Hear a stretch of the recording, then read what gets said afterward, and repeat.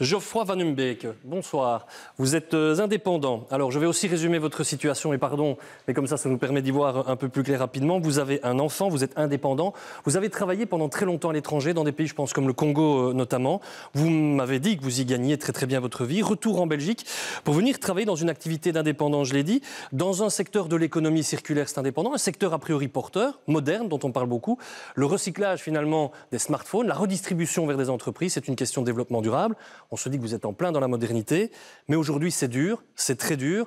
Vous êtes donc patron quelque part, vous vous payez combien? On peut connaître le chiffre ou vous préférez rester discret là-dessus?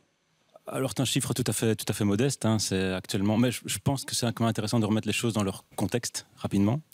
Au début d'une activité, il y a toujours des mois difficiles. On passe toujours des mois sans salaire, malheureusement, en tant qu'indépendant entrepreneur. Il faut savoir que si on a la chance, malgré tout, d'avoir un financement auprès d'une activité, d'un organisme financier, il ne finance jamais en fait le salaire de l'indépendant ou de l'entrepreneur. Donc finalement, il y a toujours des mois difficiles. Il faut de l'attraction commerciale pour commencer à se faire un salaire. Ça prend du temps. Des partenaires commerciaux doivent nous faire confiance. Et finalement, on arrive à une situation où on peut traverser un salaire, un petit salaire. Situation où je me trouve actuellement. Et actuellement, ça tourne autour de 1 500 € environ, pas plus. Environ de 1 500 €. Ok, on n'insistera pas sur un chiffre le plus précis.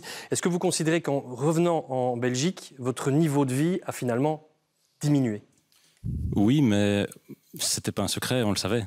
Enfin, et c'est un peu peut-être là le drame, c'est qu'en revenant en Belgique, on sait très bien que le niveau de vie avait diminué. Et en fait, c'est peut-être là le problème, c'est qu'on le sait, ça devient un Vous êtes en train de nous dire, on sait qu'on va dans le mur et on y va quand même.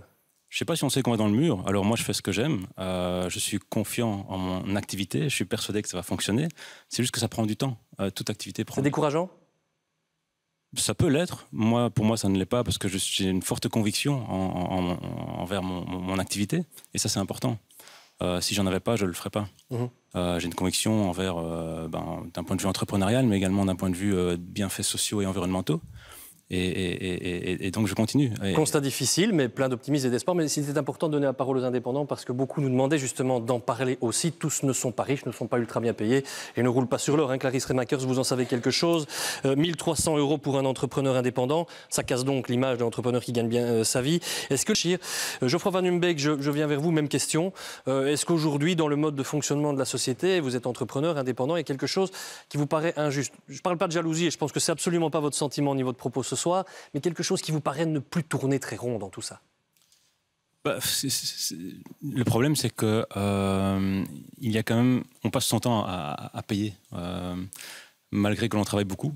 N'osez pas dire le mot, mais à payer des taxes. Ah, voilà. Je savais bien que ça allait sortir. Bien sûr, mais voilà, c'est le mode de fonctionnement, mais il faut peut-être le revoir, et je pense qu'augmenter le plafond, comme il a été évoqué précédemment, est potentiellement quelque chose d'intéressant aussi pour l'économie, parce que l'économie belge a besoin de l'entrepreneuriat.